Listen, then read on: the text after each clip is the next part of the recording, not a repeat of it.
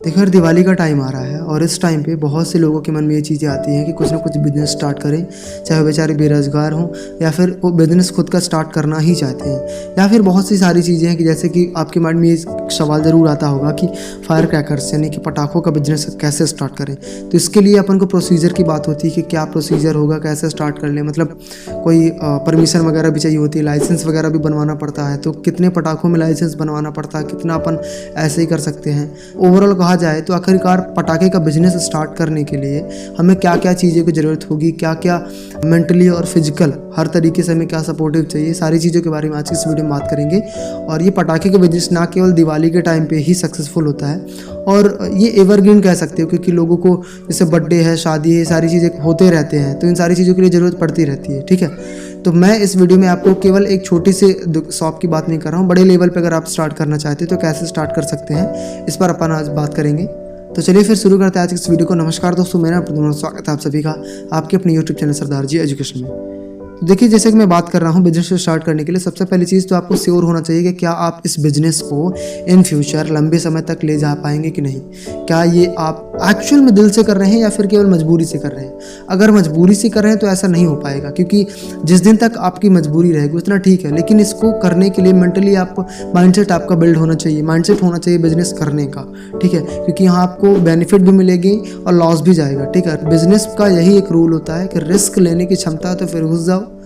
तो यार देखो, पटाखे का बिजनेस करने के लिए दो तरीके की चीज़ें होती हैं, या तो आप छोटे लेवल का बिजनेस करना चाहते हैं या फिर बड़े लेवल का। अगर छोटे लेवल का बिजनेस करना चाहते हैं तो 100 किलो के लगभग 100 kg के लगभग का आप सेल कर सकते हैं, ठेले वगैरह में आप जो है तो बेच सकते हैं। ठीक है, लेकिन अगर आप बड़े लेवल से करना चाहते हैं तो वहाँ आपको लाइसेंस की ज़रूरत पड़ती है। दो तरीके के लाइसेंस बनते हैं, एक है टेम्पररी लाइसेंस, एक होता है परमानेंट। ठीक है, तो दोनों तरीके की हम बात करेंगे।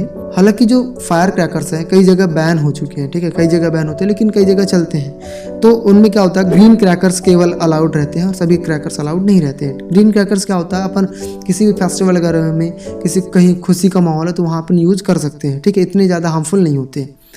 अब हम बात करते हैं लाइसेंस की। दो तरीके के लाइसेंस होते हैं, एक होता है टेम्पररी, एक होता है परमानेंट। ठीक है, तो जो टेम्पररी लाइसेंस होता है उसके लिए आप डीसीपी से आपको इसकी परमिशन मिल जाती है टेम्पररी वाले की।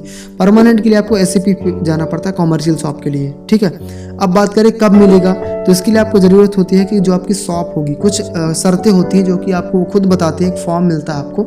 ठीक है, तो उसमें आपको फिलअप वगैरह करना पड़ता है। शॉप आपकी कॉमर्शियल स्ट्रीट पे होनी चाहिए, या फिर ये कहें कि ऐसी जगह पे जहाँ पे एक्चुअल में वाली जगह, जहाँ ज्वलनशील की दुकान ना हो, चीज़ें ऐसी ना हो जिससे कि आपको खतरा हो, क्योंकि क्रैकर का बिजनेस करना इजी नहीं है। आप न्यूज़ में ऐसी खबर देखते हो कि क्रैकर्स के बिजनेस जो दुकानें होती हैं, कभी कभी कुछ गलती की वजह से पूरा शॉप उड़ जाता है। ठीक है, समझ रहे हो, बहुत सारे खतरे होते हैं। तो इन सारी चीज़ों को ध्यान में रखना पड़ता है। ना तो बिल्डर की शॉप हो, ना तो इलेक्ट्रिक, ऐसे ज्वलनशील जिसमें एक्टिविटी हो, ऐसे शॉप आपके आसपास ना होनी चाहिए। इसके साथ साथ कुछ कि 18 साल से ऊपर होना चाहिए इस शॉप को ओपन करने के लिए। ये जो मैं बात कर रहा हूँ पर ये लाइसेंस वाली 100 kg से ऊपर वाले। ठीक है, मतलब टेम्परेरी जो आपको लाइसेंस मिलता है उसमें से 500 से 600 किलो के लगभग आप अपना मटेरियल बेच सकते हैं क्रैकर्स।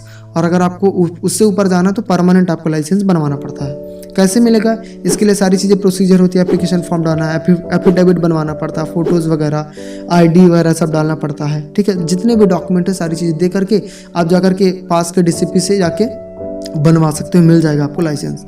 शॉप रन करने का एक चीज़ होता है कि मार्केटिंग करने का तरीका सही आना चाहिए यार। तभी आप, अगर आप नए नए स्टार्ट कर रहे हैं अपना बिजनेस, तो आपको मार्केटिंग का तरीका आना चाहिए।